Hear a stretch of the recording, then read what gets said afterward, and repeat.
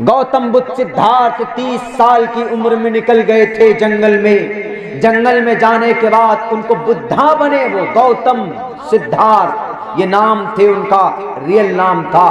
لیکن جب وہ جنگل گئے تو ان کو بھی وانی کی گئی ایشور کی طرف سے کہ زمین پر ایک انتم بدھا آنے والے، انتم بدھا یعنی آخری پیغمبر، بدھا مینس عقل رکھنے والا، بدھا مینس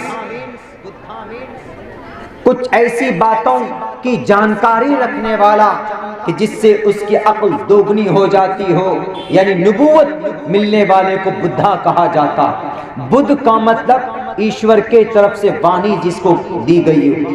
تو اس بدھا نے کہا، گوتم نے کہا، سدھارتھ نے کہا کہ میں آئی ایم اونلی منوشیہ، میں اس دھرتی پر ایک منوشیہ ہوں، میں اس دھرتی پر ایک مانو ہوں۔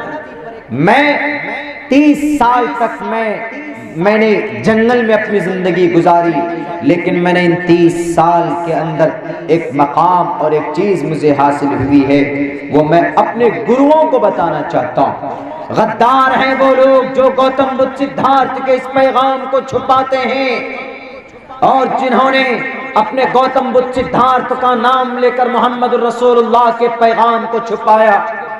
محمد الرسول اللہ کے بارے میں گوتم بدھ سدھارتھ نے کہا کہ آخر زمانے میں ایک میترا آئیں گے، ان کا جو پیغام ہوگا اور جو آدمی ان کے پیغام کو ایکسپٹ کرے گا، دنیا کی کوئی طاقت اس انسان کو کامیاب ہونے سے نہیں روک سکتا۔ گوتم بدھ سدھارتھ نے 2600 سال پہلے گیا کی دھرتی میں یہ پیشین گوئی کی تھی۔ پالی زبان میں آج بھی وہ میسج لکھا ہوا ہے۔ کن کے بارے میں؟ ہمارے اور آپ کے نبی اور رسول کے بارے میں، محمد الرسول اللہ کے بارے میں۔ نہیں مٹا سکتا کوئی مائے کا لال محمد الرسول اللہ کے اذکار کو، ان کے افکار کو، محمد الرسول اللہ کے سمانے کو کوئی نہیں مٹا سکتا۔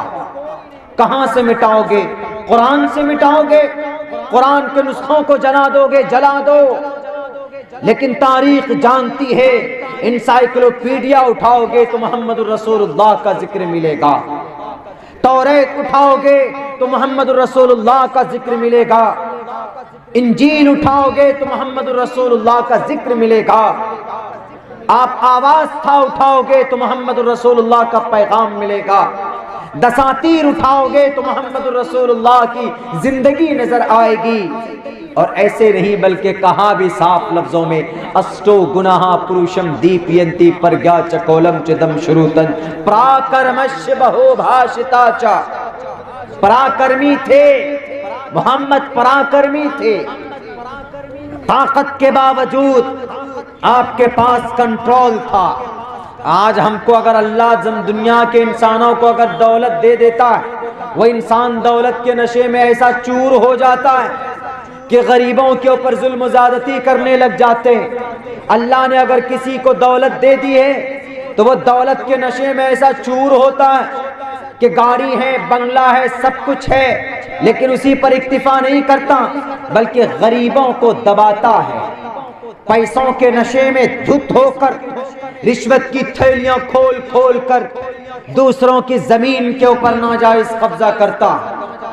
اگر ادیوگ پتی ہے تو جھوٹی رشوت دے کر، رشوت کی تھیلیاں کھول کھول کر عدالت میں جا کر ججز کو خرید کر، بہتر سے بہتر بڑے سے بڑی وکیل کو کر کے ایک غریب آدمی کی تمام چیزوں کو لوٹنے کی کوشش کرتے ہیں۔ ایک بات یاد رکھو، دنیا کے ادیوگ پتی، دنیا کے اندر اللہ نے اگر آپ کو دولت دی ہے تو جنت کی سرٹیفکیٹ آپ کو نہیں مل گئی۔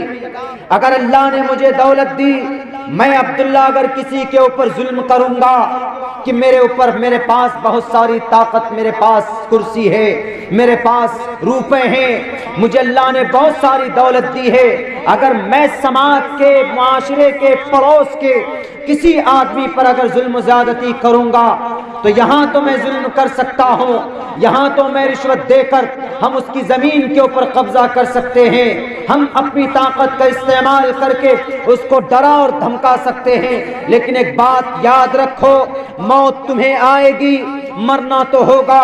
آل مسٹ ٹو ڈائی، ہر انسان کو موت کا مزہ چکھنا ہے۔ مرو گے، اس دھرتی سے جاؤ گے، اللہ کے دربار میں حاضر ہوگے، کل قیامت کے دن سامنے کھڑے کر دیے جاؤ گے۔ اس وقت اللہ تبارک و تعالیٰ تم سے پوچھے گا کہ بتاؤ آج تیری طاقت کہاں ہے؟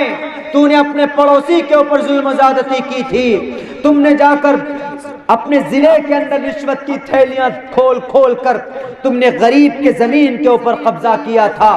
آج لمن الملک اليوم، کون بچائے گا تمہیں؟ بتاؤ اس وقت کیا جواب دیں گے ہم؟ اس وقت صرف ایک ہوگا، اللہ کہے گا کہ للہ الواحد القہار۔ دنیا کے طاقت میں، دنیا کے طاقت کے نشے میں مست رہنے والوں، ظلم زیادتی کرنے والوں، اگر آپ نے کسی کے اوپر ظلم زیادتی کی ہے تو کل آپ کو اس سوال کا، اس ظلم کا حساب دینا ہوگا۔ اللہ تبارک و تعالیٰ کے دربار میں، اللہ کی عدالت میں کبھی بھی ناانصافی نہیں ہو سکتی، تمہیں وہاں پر جواب دینا ہی پڑے گا۔ میرے ہندو بھائیوں، اگر آپ بھی پاپ کرتے ہیں، اگر آپ بھی ظلم کرتے ہیں، اگر آپ بھی کوئی پاپ کا کام کرتے ہیں، کسی کو پریشان کرتے ہیں، دقت اور پریشانی میں کسی کو ڈالتے ہیں، آپ کو بھی ایشور پرمیشور کے سامنے کھڑا ہونا ہوگا، حساب دینا ہوگا۔